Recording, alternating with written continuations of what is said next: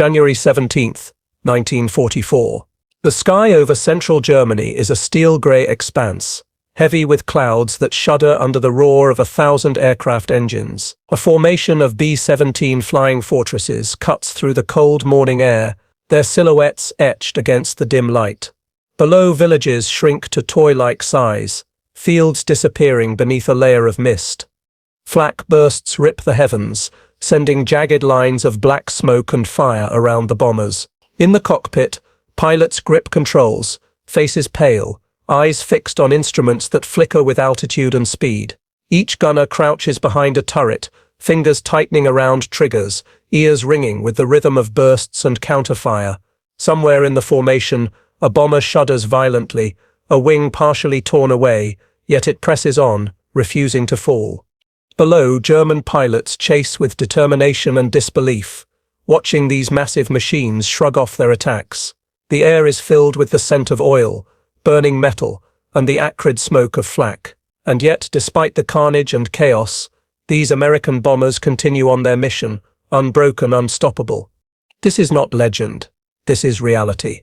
And for the men in the Luftwaffe who witness it, it is a moment that will haunt them, because today, the flying fortresses will show the world that resilience is not measured in armor alone, but in the courage of those who refuse to surrender.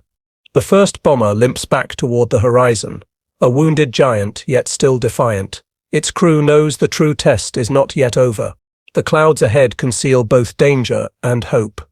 By early 1943, the air war over Europe had reached a level of intensity unseen in human history.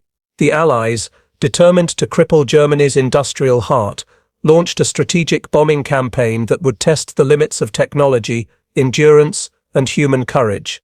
The United States Army Air Force's 8th Air Force had established bases in England, from which waves of heavy bombers could reach deep into the Reich.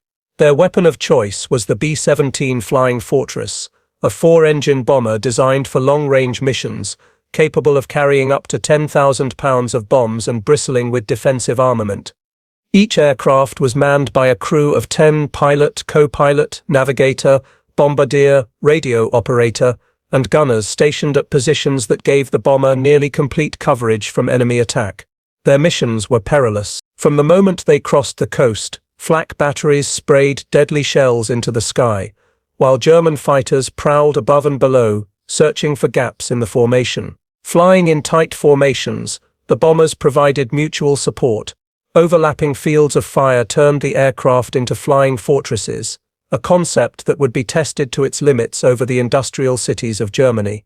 The Luftwaffe, though stretched by multiple fronts, remained a formidable opponent. Fighter units, like the Jagdgeschwader 1 and Jagdgeschwader 2, patrolled the skies with Messerschmitt Bf 109S and Focke-Wulf Pfeif 190S, striking with speed and precision.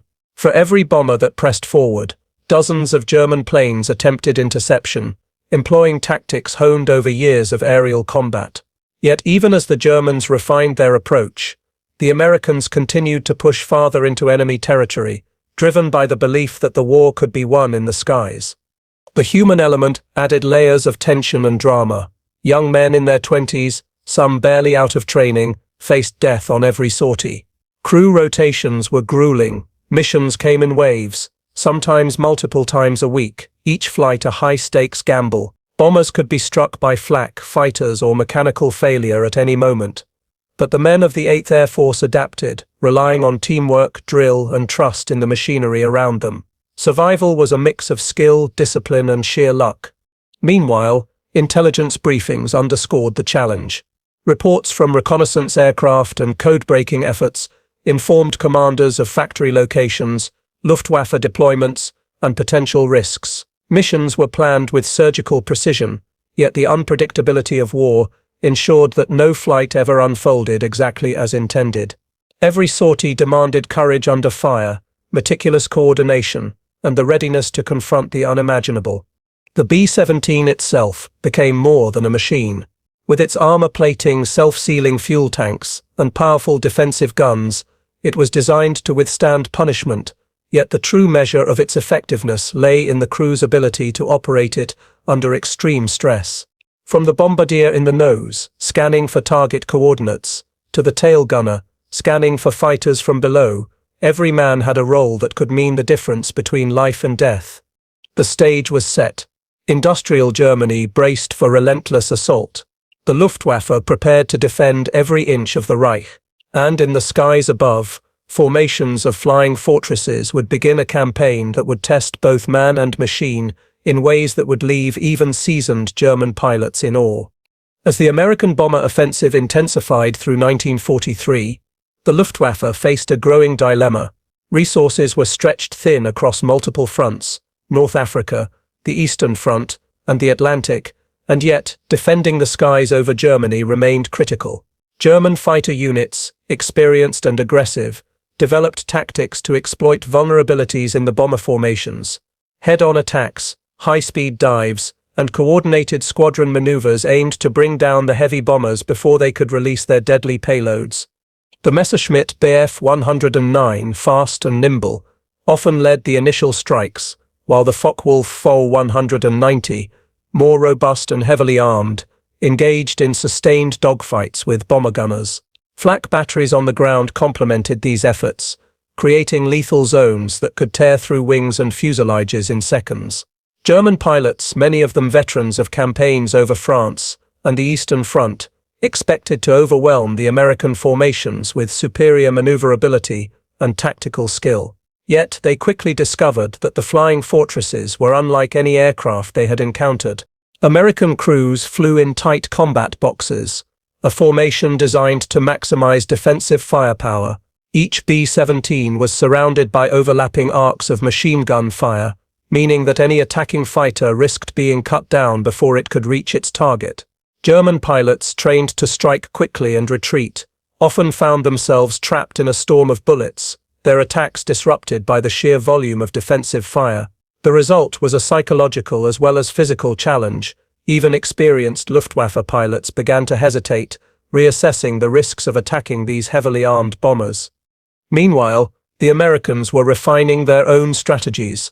Long-range escort fighters, like the P-51 Mustang, were increasingly deployed to accompany the bombers deep into enemy territory, reducing the threat posed by Luftwaffe fighters.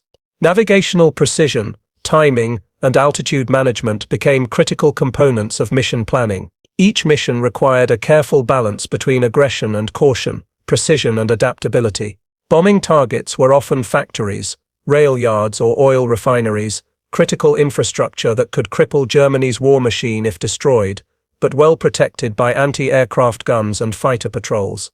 On the ground, German civilians and workers witnessed the arrival of the formations with a mixture of fear and fatalism. The air war was no longer an abstract strategy, it was visible, terrifying, and immediate.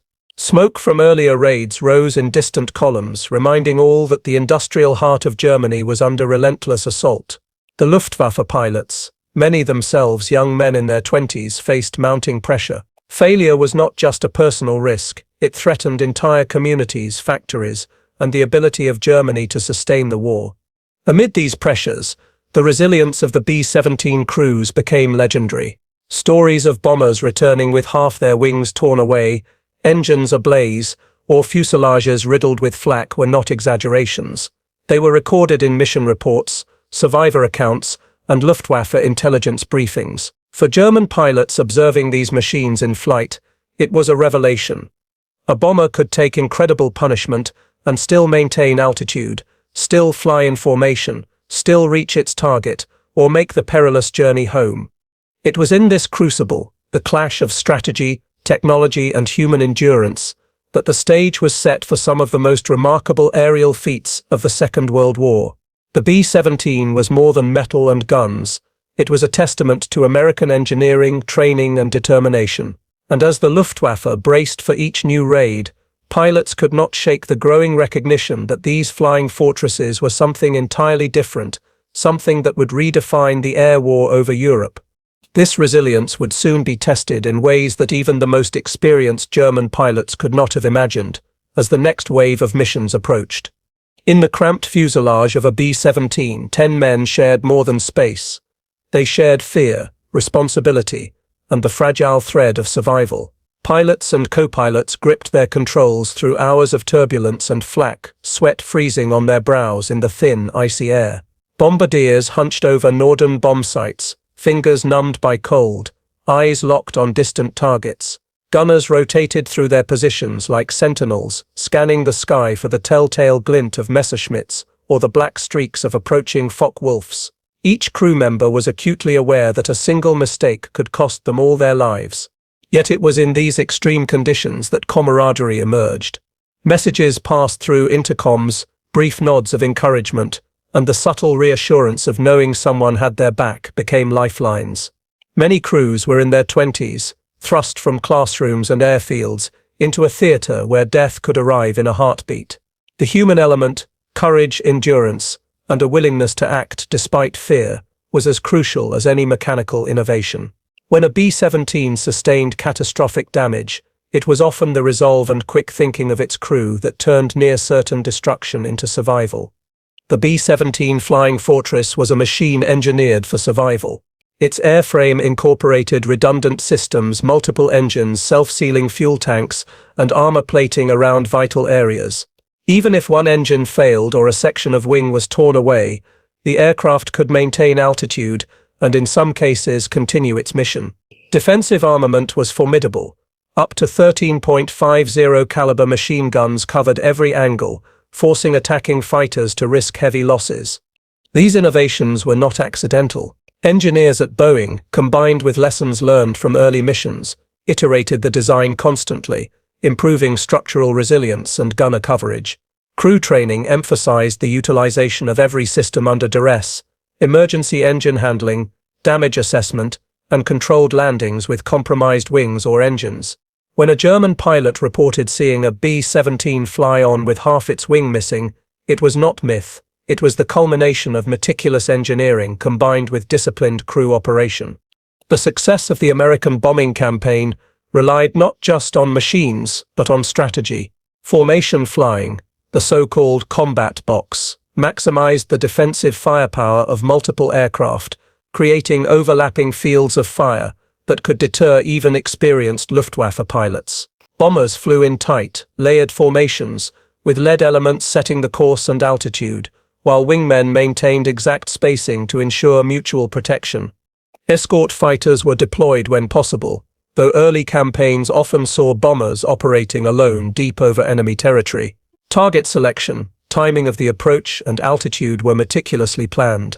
Crews were trained to respond to unexpected threats with coordinated maneuvers, keeping formations tight even under fire. Tactical discipline often made the difference between a bomber returning home or being lost in the sky. Command decisions at both ends of the conflict shaped every mission. On the American side, leaders like General Jimmy Doolittle emphasized precision, morale, and training. He understood that a bomber's effectiveness depended not only on technology, but on the discipline and coordination of its crew. Orders were clear, yet flexible. Mission planners accounted for weather, Luftwaffe activity, and logistical constraints, while pilots were empowered to make split-second judgments mid-flight.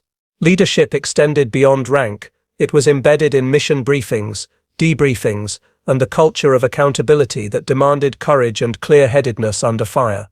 For the Germans, leadership faced an entirely different challenge. Commanders of Luftwaffe units were forced to adapt quickly to the unexpected survivability of American bombers. Tactical doctrines that had worked in earlier campaigns now required reassessment. Decisions about when and how to intercept formations carried enormous risk, as aggressive attacks often resulted in heavy fighter losses. German leaders had to balance the defense of vital industrial centers with the preservation of their pilots, increasingly aware that each raid exposed the fragility of their air superiority. From the Luftwaffe cockpit, the Flying Fortress was something more than an aircraft. It was a revelation. German pilots reported aircraft that absorbed punishment and pressed on with seemingly impossible resilience. Engines ablaze, wings shredded, fuselage pierced by hundreds of rounds. These bombers remained in formation, guns firing, bombs still capable of release.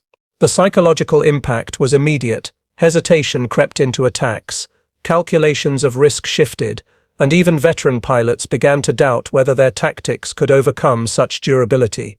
Intelligence reports noted these anomalies repeatedly. German engineers and commanders attempted to analyze why the B-17 survived strikes that would have downed other aircraft. The combination of robust design, redundant systems, and disciplined crews confounded conventional assessments. This growing awareness of American technological and operational advantage instilled both frustration and grudging respect, reshaping Luftwaffe strategies for months to come. Beneath the tactical and technological dimensions lay the moral calculus of the air war. Each mission meant risking young men's lives against formidable defenses. American aircrews grappled with the dual weight of duty and mortality, while German defenders faced the ethical burden of defending their homeland at the cost of human life. Survivability of the bombers often reinforced a sense of inevitability. The machine's resilience extended life, but it could not eliminate the human cost of battle. In the bomber's tail turret or navigator's seat, men understood the stakes. Every round fired, every evasive maneuver, every call to action carried consequences. Success was measured not only in destruction of targets, but in the return of crews to base. The Flying Fortress, in its steel and guns, symbolized both hope and peril, embodying the moral complexity of war in the skies over Europe. October 14, 1943. The Schweinfurt-Regensburg raid. At dawn, the skies over England were filled with the droning roar of more than 300 B-17 Flying Fortresses. Pilots ran final checks, gunners secured their positions, and navigators traced lines across maps that would guide them deep into the heart of Germany. The mission was audacious: strike at critical ball-bearing factories in Schweinfurt and aircraft plants in Regensburg, crippling the machinery that sustained the Luftwaffe. As the formation crossed the coast, the first German fighters appeared, Bov 109 Sals streaking in from below, Flov 190 Sals diving from above, flak batteries along the coast, and deep in German territory opened fire, their black bursts punctuating the sky with deadly precision. Bombers shuddered as shells ripped through wings and fuselages. The air was alive with fire, smoke, and screaming engines, each man acutely aware that survival depended on strict adherence to formation discipline and split-second reactions. Several B-17s sustained severe damage within minutes. One aircraft, piloted by Captain Robert Morgan, received multiple hits, a wing torn nearly in half, engines faltering, fuselage pocked with flak. Yet the crew, trained to operate under extreme duress, refused to abandon their mission. The bombardier, frozen fingers steady, aligned the bomb sight. The gunners rotated tirelessly, fending off attackers that seemed determined to destroy them. The aircraft shuddered under each burst of flak, yet it held together, the massive frame defying expectation. German pilots watched in disbelief. Aircraft that should have spiraled into fields far below remained aloft, guns still blazing, bombs still aimed at strategic targets. Reports later described the shock in Luftwaffe fighter units as they realized that even with multiple hits, these machines pressed forward. The B-17s were not just surviving, they were completing their mission. Over the target cities, the bombardiers released their payloads with precision born of training and focus under fire. Factories erupted in fire and smoke, a testament to both the effectiveness of American planning and the resilience of the aircraft that delivered destruction despite sustaining catastrophic damage. Each bomber that limped away from the target faced a second gauntlet, the return flight over flak zones and enemy fighters. Engines smoked, hydraulics failed, and control surfaces responded sluggishly, yet crews applied every skill learned in training to maintain altitude, correct course, and protect one another. The mission became a crucible of human endurance, technical ingenuity, and sheer determination. As the formation straggled toward England, the human cost became apparent. Casualties were high, aircraft lost, but those that survived created an enduring image. A flying fortress could be torn apart and still fly. German pilots, now acutely aware of this fact, began to question previous assumptions about the effectiveness of their attacks. The air over Germany had become a proving ground for resilience, courage, and engineering, a place where limits were tested and legends were forged. As the battered formation of B-17 Sign began its return across the German countryside, the skies remained perilous. Flak batteries continued to roar, seeking any exposed aircraft, while Luftwaffe fighters, regrouped and rearmed, attempted to pick off the most vulnerable. Some bombers lost engines entirely, their propellers grinding uselessly, while others had wings shredded almost to the spar. Yet the American crews, guided by training and a singular determination to survive, pressed on.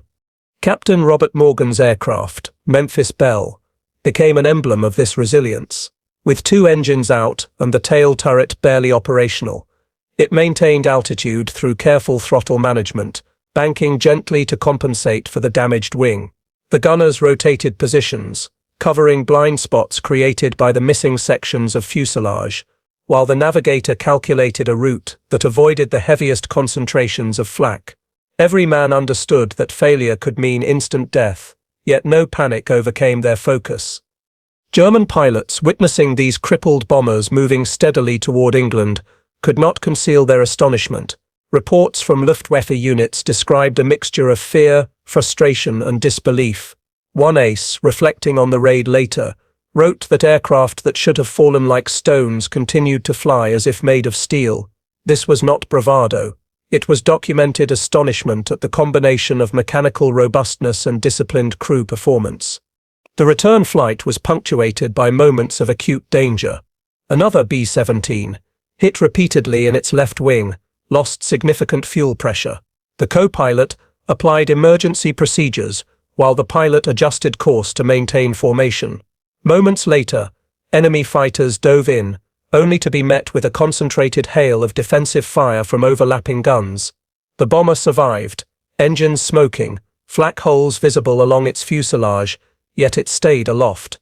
Across the formation, similar stories unfolded, planes that should have been lost pressed on, each a testament to human skill married with resilient design. By the time the surviving bombers reached England, the scale of the mission's achievement became clear. Of the 300 aircraft that took off, more than 60 were lost, but dozens returned with catastrophic damage. Mission reports meticulously documented wing tears, engine failures, and fuselage punctures, but also noted the extraordinary ability of the aircraft and crews to endure and complete their objectives. The raid became a defining moment in aerial warfare, a vivid illustration that determination, coordination, and engineering could overcome even the most formidable defenses. For German pilots, the impact was profound. The mission forced a re-evaluation of fighter tactics, anti-aircraft coordination, and the effectiveness of their weaponry against these flying fortresses. It became evident that the American bombing campaign was not merely a test of numbers or firepower. It was a demonstration of ingenuity, courage, and the relentless will to survive in the most punishing conditions. The Schweinfurt-Regensburg raid would be remembered not only for the destruction it wrought, but for the enduring lesson it imparted that even when torn apart a B-17 could fly, and that resilience would shape every mission that followed, altering the course of the air war over Europe. The immediate aftermath of the Schweinfurt-Regensburg raid revealed both the immense cost and the remarkable endurance of the American air campaign. Of the approximately 300 B-17 SAD that took off that morning, 60 were shot down, many others damaged beyond repair. Casualties among air crews were high. Over 600 men were killed, missing or captured. Yet the surviving bombers returned with stories of unimaginable resilience. Aircraft that had lost engines, wings, or tail sections still limped home under the skillful hands of their crews. For the 8th Air Force, the mission was a sobering mix of triumph and tragedy. The destruction of the Schweinfurt ball-bearing factories and Regensburg aircraft plants dealt a strategic blow to German industry, disrupting production and creating logistical strain within the Luftwaffe. At the same time, mission planners recognized the human toll and the vulnerability of unescorted bombers to concentrated Luftwaffe attacks. Operational assessments emphasized the need for long-range fighter escorts, improved formation tactics, and refined mission planning to reduce losses while maintaining pressure on critical targets. The crews themselves became symbols of courage and professionalism. After-action reports highlight their calm under fire, improvisation in handling catastrophic damage, and unwavering commitment to mission completion. Pilots navigated crippled aircraft, gunners continued firing despite injuries, and bombardiers ensured that payloads were delivered with precision. In the eyes of their comrades, these men were more than soldiers. They were embodiments of determination, capable of performing under conditions that would have overwhelmed most human beings. German forces, meanwhile, experienced a psychological shock. Luftwaffe pilots and commanders were confronted with a reality they had underestimated: the B-17 was not easily destroyed. Aircraft that should have been lost to flak or fighter attack returned, and crews demonstrated the ability to operate and fight under extreme damage. Debriefings and intelligence reports repeatedly noted the bewilderment of German pilots, their astonishment at the endurance of these flying fortresses, and the challenge it posed to existing interception strategies. The raid highlighted the importance of resilience on multiple levels: human, mechanical, and organizational. It forced both sides to rethink approaches to aerial warfare.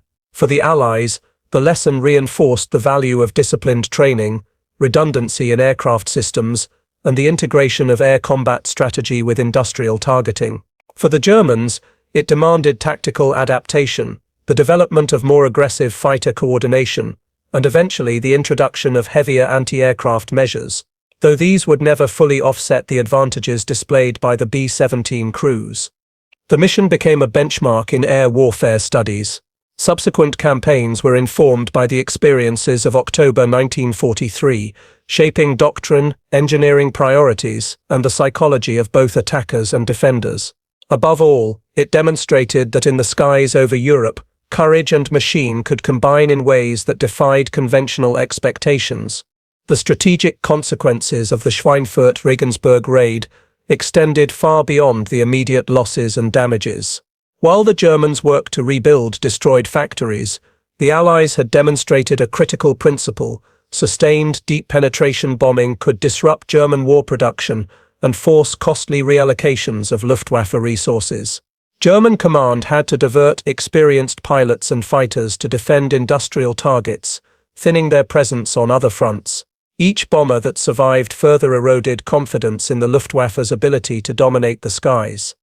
The psychological impact on both sides was equally profound. For American crews, witnessing crippled bombers returning home reinforced faith in the machines they operated and in one another.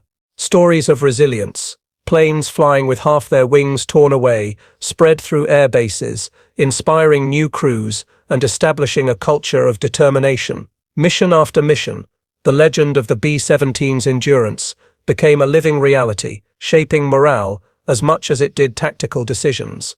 For German pilots, the raid sowed a growing sense of uncertainty. Experienced aces who had once relied on speed and precision now faced aircraft that refused to be destroyed, forcing changes in engagement strategy. Luftwaffe commanders reassessed their training programs and considered alternative approaches, including massed fighter attacks and heavier reliance on flak. Yet these adaptations came at a cost. Pilot losses mounted, resources were strained, and the psychological effect of encountering seemingly invincible bombers began to weigh heavily on even seasoned veterans. On the Allied command level, the raid confirmed the value of technological innovation combined with rigorous training and discipline.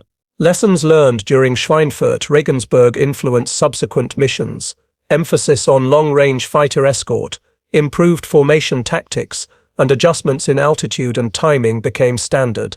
These refinements reduced losses over time and enabled the Allies to maintain relentless pressure on German industry, a pressure that contributed directly to the weakening of the Luftwaffe and ultimately to the collapse of German resistance in the air.